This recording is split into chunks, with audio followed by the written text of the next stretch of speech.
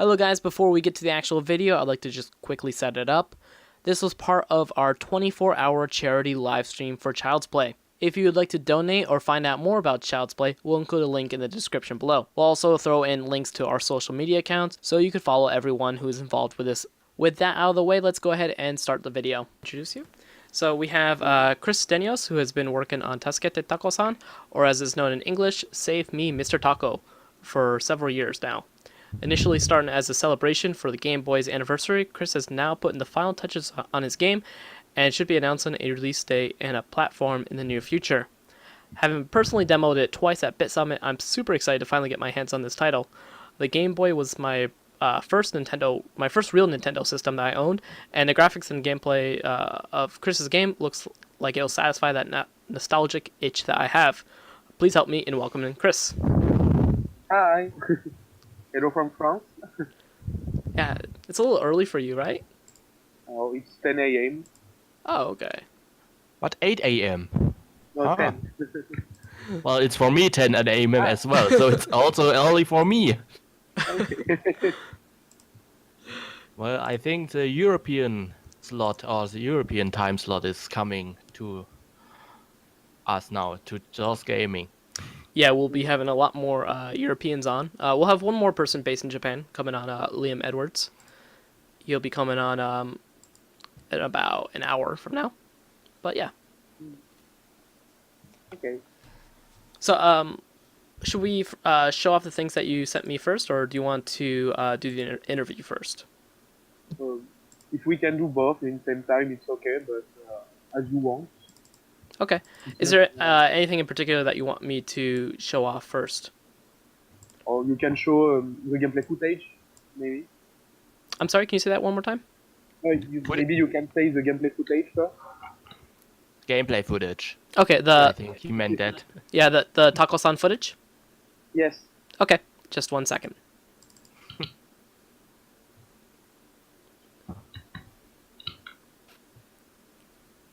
So Chris was very kind and sent us some footage of the game, and we're very excited to show it to you guys today.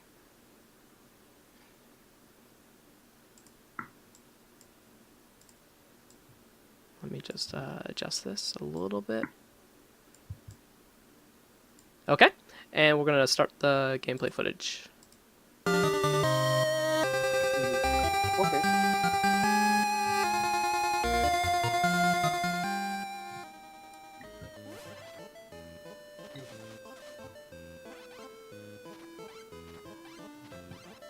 But yes, to describe the game quickly to you, we play as an octopus called Tako-san, obviously, and you are in a Game Boy platformer RPG game.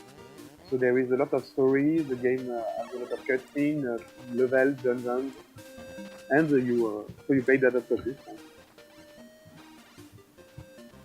and everything. So yes, as you mentioned, it's been several years I worked on it. It's been 3 years now. I started in 2014. And I was 19 at that time, but now the development is coming to an end, so I'm happy. Yeah, and at the end of the footage, there's a man that's, I'm guessing, being controlled by the player. So yes, you can switch characters sometimes. You not only play the octopus, because the story sometimes requests other characters to go on stage, and you play the other. So are there going to be several characters to play as? Yes, there are like 8 of them. 8? Oh, wow. That's a...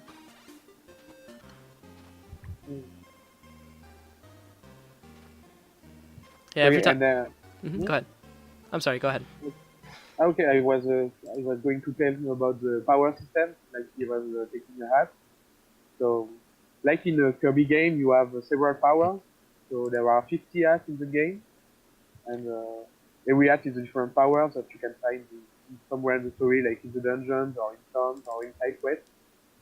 So yeah, it's so the main power up system is like 50 power. Yeah. That sounds great. Did I hear that right? 16 abilities for Tako-san? 50. 50? Yeah. Wow, really? 50 abilities? You can Yes. enjoy. That's a really big number. I mean, usually you did the comparison with Kirby, and usually Kirby only have 25 abilities. So that's a huge number. Yeah. Yeah, in the video I we spent a lot of see time with it. like an archer power up. Yes, yes, you can have a bow. It's like the item of the first dungeon. It's an Easter egg for Zelda for the first Zelda game. Mm-hmm. But yes, you have a arrow. You can have like you can throw cats. You can turn enemy into takoyakis. You can do a lot of stuff with the power. Yeah, and in the dungeons there's huge bosses because right now we're showing a image of Bear. a boss flower. Oh yes, there is a boss flower. But yes, there are like also there are 15 dungeons in the game, I guess. So Oh wow. every one of them has its own boss. Mm-hmm. So the game is quite lengthy. Yeah, now when I started, I didn't think it would be that long, but yes. I think we were talking a couple days ago, and you were saying that you were working on maybe the last boss or a boss. Yes, I was doing the final boss, and now it's over. So we have a final boss now. That's awesome. Mm. So let's see. We're gonna show the fire camp footage next. Mm. And I just love this GIF right here of Tako-san sitting next to the fire. Is that like the sleeping hat, like a pajama hat from Kirby? Yes, when you don't move, Tako fall asleep. But yes, this GIF is from one of the many flashbacks in the game. Mm-hmm. So yes, I did a system like every painting you saw in the game, like in house or everything, it leads to a flashback sequence. So they are optional. You don't have to see them, but they are here. Okay, So here is one of them. they kind of add more to the story. Yes. Okay. All right, and next we'll be showing the ink footage. Let me just pull that up real quick. This is ink tutorial. Yes. It's like the main feature of the game. You can split into the enemy to turn them into platforms, Mm-hmm. like in Metroid with the high speed. Yeah. So yeah. I think that's such a great concept for a platformer game because it really adds a lot more gameplay mechanics. Mm-hmm. But yes, like during a big part of the game, you can't kill the enemies. You can only turn them into platforms. Mm-hmm. So it gave like a puzzle aspect, I think, to the game, like where to ink enemies, to go further, and things like that. All right, and next we'll be showing the Japanese text, Japanese debug. Now this game will come out in English, French, Japanese. Are you planning on any other languages at launch? Yes, I think like as it will be released in Europe, I guess there will be German, Italian, and Spanish too. Mm-hmm. But I'm not sure yet. But I think there will be those language too. Okay. But my main goal was Japanese, and so that's why the Japanese texts are already here. It's not fully translated yet, so it's just I don't know if you know him, a former Sega employee called Mukayama-san, who translated it the demo for the Tokyo Game Show last year. Mm-hmm. So that's why the beginning of the game is already translated. Oh, okay. Oops, this is not loading properly. This next one is. Let me see if I can get it going again. It's red. Yeah. And red, I also get a red screen. Red Yeah, screen. you Red can change the color palette in the game, but Even can I also change the palette to pink when I really want a pink. Yes, there is the pink palette from the Game Boy. Ah, sweet. That's very useful for me even because obviously I like my games. I love to choose the pink palette for any Mm. characters or games. So Yes, that's cool for me to hear that. yeah, it's a great palette. Okay, I'm just gonna adjust this and then I'll show it. Okay. All right, this one is the logo screen, the title screen. Yes. Yeah, I played the first part of it and it's really fun. Like it starts off on the ship Yes, and like it's a war scene with octopuses attacking humans on the ship, and but you are a nice octopus and you save the human instead of killing her. So because yes, the story is about a war between octopuses and humans. Mhm. So yeah, it begin like my beginning was a tribute to Zelda 2, like Link's Awakening with the storm at the beginning. Mhm. So yeah. Yeah, it kind of reminds me a lot of Link's Awakening. Yeah, Kirby and Link's Awakening were the main references for me. So, but I Yeah. tried to pick inspiration on many Game Boy games and also not Game Boy games. So I tried to modernize it a little bit too. Okay. This next one is Volcano Escape. Yes, Is this so? This is part of a dungeon, yes, it's, the volcano is a dungeon. and I noticed that you're carrying uh, someone on your back. Yes, it happened multiple times too in the game where you save people. Okay. And does Mr. Tako, does he have a power up in that game? Is in Uh, that image? Oh no, that, no, not, I think that's just the leg. Never mind. yes, no, you don't have a power in this picture. Okay. All right, I got one more image, and then we'll start playing some music, Okay. and also start doing the proper interview. Mhm. Let me Yeah. just get So yes, this. we are two working on the game. So the composer, he was called Marc-Antoine Archier, who made all the music and the sounds for the game, and me who did everything else, like the graphics, programming, story, code. So yeah, it took a lot of work to put it all together, but it's coming to an end now. So the image that I have up now, it's labeled as world map, and this is like the level selection screen. Uh, yes, it's like in Kirby Dreamland, all the you work in hub like you do in levels, and levels are doors.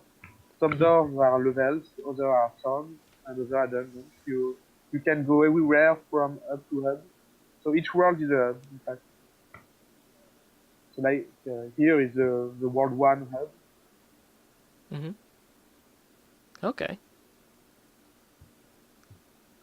So, Nurban, this is like your first time seeing the game. What do you think of it as a Kirby fan? Especially as a Kirby fan, I think it has a lot of charm. It has a very cute approach, and also it's not really the first time. I also saw some trailers, but I didn't invested a lot of time in research of Tasuke Tago-san. But I really like the concept of celebrating all kinds of Game Boy games into one game, but also make something very unique and also very cute in my opinion. And 50 abilities sounds for me very exciting. Yeah, and 8 playable characters. And 8 playable characters, that's also a lot of content for a game with such a cute and simple style. So yeah, I really look forward to it. I Thank have you. just a tiny questions. Is this Yeah. going to be also playable on Gamescom this week or coming week? No, I'm not going to Gamescom. Oh, sad. But yeah, but I'll be at PAX West Hmm. At in early West. September. Yeah. So So yeah. if any So if anyone wants to check out Save Me Mr. Tako, go to PAX West. Yeah. I can't, it's too far away from me. But yeah. Yeah. It will be my first time in America too. So. So you won't be coming to Tokyo Game Show? It's not planned yet, but who knows? Okay. So let's go ahead and start with the interview. So we've interviewed Chris before with the Last Bit Summit. So we'll go ahead and link that in the chat in a couple minutes. But why emulate the Game Boy style? Why did you choose this style for your game? Yes. I chose this style because when I started, it was the year of Game Boy 25th anniversary, and I was playing Metroid 2 like a lot at this time, and I really wanted to make a tribute to all the Game Boy games because I think it's the first console I had, so yes, I wanted to make a tribute because it was the anniversary. But then it became a very big project, so I'm here 3 years after. But yes, that's the beginning. It was the anniversary. Unity just released their 2D tools, and I had a pretty bad job, so I wanted to relax. So I made my own game. Okay. And how did you approach planning the game? Did you have a concrete plan from the start, or did you kind of add to it as you went along? Yeah, so I'm a kind of control freak, so yes, I try to list everything. But when I started the game, I only made, because I was a student at that time, so I started by making a small demo that was a runner. Mm-hmm. So it was a running game when you started, like with a fast scrolling and a randomly generated level. So yes, it was the first demo that I released for the anniversary. And then after that, I tried to make a real. I wanted to make a real platform game, so with regular levels and not randomly generated. Mm-hmm. And I started to write the story. That was the basis. I wrote the story and then turn everything around it. And I planned everything like every cutscenes and every level that would be between them. But I also let some hole in the story to let the new ID come. But yes, it was. I have a Trello with all the tasks listed, and yeah. But I didn't. I wasn't thinking it would take that long. Yes. Mm-hmm. All right. Are there any particular parts of the game you really enjoyed? Like a special animation for your protagonist or your enemy? Was there something you really enjoyed? Mm. Yes, I kind of. I find a new passion in animation. I wasn't any yeah, because I don't have a graphical background at all because I study programming. But I use my Microsoft Paint and I'm able to graph myself. And yes, it was kind of fun to animate with my 4 frame and my 4 color. It teach a lot about graphics and volumes and shadows. But yes, but the part I enjoy the most is seeing the story I wrote becoming alive day after day. Like right now when I did the end of the game, I wrote it like 3 years ago and now it's done. And, it feels kind of great. So how long will it take players to actually complete Save Me, Mr. Tako? Like, how many levels does it have? It's like the game has there are different kinds of levels. So there are 50 standard levels. Mm-hmm. There are 15 hidden levels. There are like 15 dungeons too, 7 towns. So there are a lot of things to do, I guess. Yeah. Yeah, it sounds like a lot of content. But yes, I think there will be like 10 or 12 hours for a regular player. I think. But I'm not sure because a lot of powers are hidden in side quests, so find them all will take a lot more time, I think. Do you have a rough estimate when we'll be able to play it? I don't know yet. Now I'm in a beta phase, so I'm polishing and debugging the game. And then because now I have a publisher, so it's not me who will tell when it will be released now. So I don't have I can't say when, but I hope it will be this year. Okay. All right. And now, what are your plans after Save Me, Mr. Tako? Mm. Do you have something in mind, or? Yeah, it's I don't really know what to do exactly because I'm 23, so it's do I return to work in the game industry? Yeah, will I leave France? Will I stay indie? I don't know. It will depend a lot of the success of the game. If I have enough money to make another game now, or if I have to work to make to earn money to make another one. I don't really know. But I'm really considering to move to Japan too. So I will see after the game release. All right.